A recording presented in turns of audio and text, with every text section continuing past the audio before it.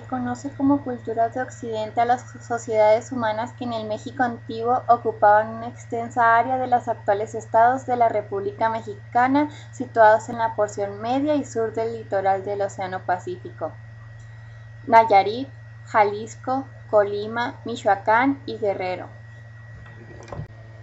En el Preclásico se desarrollaron varias culturas, especialmente en Michoacán, entre ellas la Capacha y Xupícuaro, que se caracterizaron por la elaboración de un arte campesino que se identifica por pequeñas esculturas hechas de barro, que en su mayoría eran mujeres, que son probablemente manifestaciones tempranas del culto a la diosa madre. También se inició entre los aldeanos la tradición de ofrendar a sus muertos con objetos que se acompañaban a los cuerpos en el entierro. En el florecimiento del mundo clásico en el occidente no florecieron grandes ciudades, pero sí algunos centros ceremoniales de arquitectura permanente como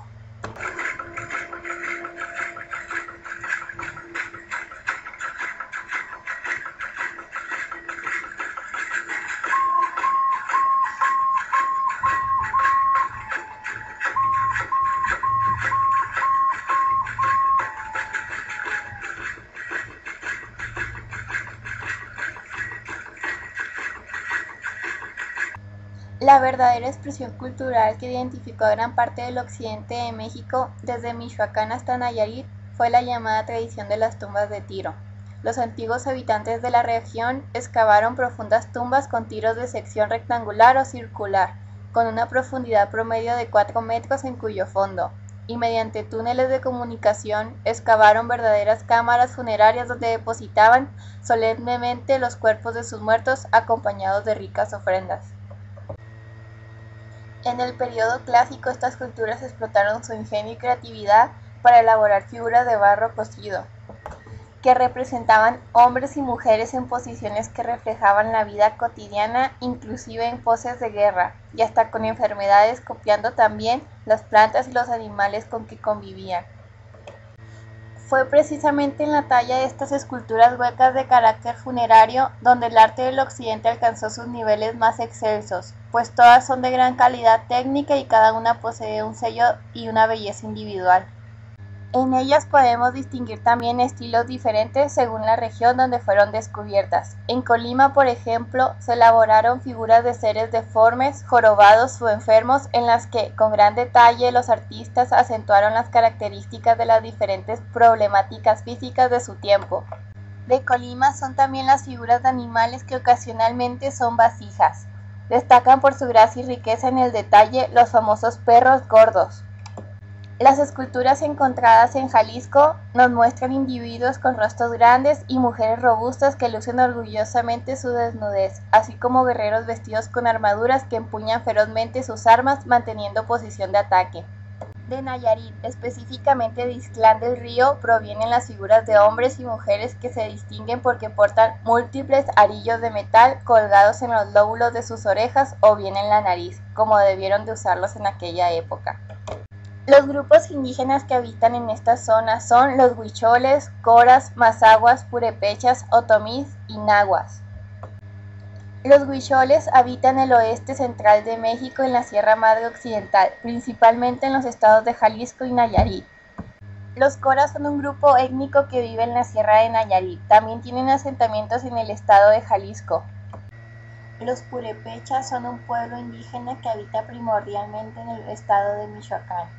Fueron conocidos como los michoacas o michoacanos en su etimología náhuatl. El territorio en el que habita el grupo otomí cuentan con diversas formaciones montañosas, cerros y valles, climas fríos y climas templados subhúmedos. La actividad tradicional de los otomís es la agricultura.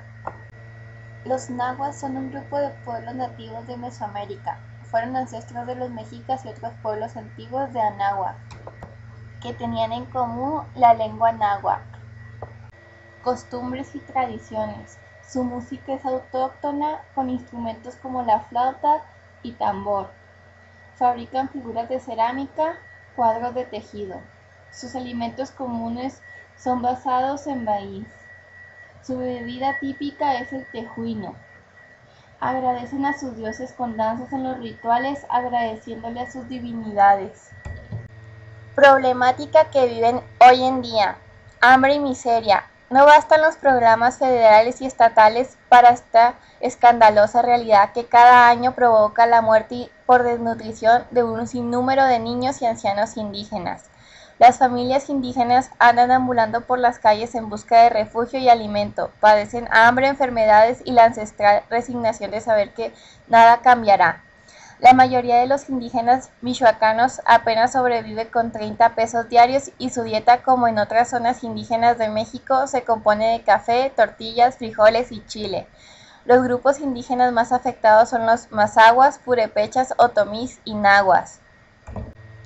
Para lograr la propuesta de estos grupos poblacionales es necesario que se coordinen los esfuerzos de las dependencias para que sean más eficientes los recursos que se les asignan para que tengan una mejor calidad de vida y disminuya este gran problema de pobreza. También lo que los indígenas exigen es el respeto a la autonomía de sus pueblos, costumbres y de su lengua madre. Además, hay una repetida demanda para que el Estado les brinde los servicios de salud, vivienda y educación. Otra problemática es la discriminación. Se estima que al menos 200.000 indígenas ya no practican su lengua madre, otros 100.000 la entienden, pero por temor a la discriminación de que son objeto decidieron adoptar el castellano como el idioma por el cual se comunican. La titular del CIAPI advirtió que precisamente el idioma otomí enfrenta el mayor riesgo de distinción, seguido del mazahua, el náhuatl y el purépecha. La solución sería fortalecer la educación bilingüe intercultural, para que el desarrollo de los pueblos y comunicaciones indígenas no se limiten a la dotación de infraestructura, sino que se promuevan las lenguas madres.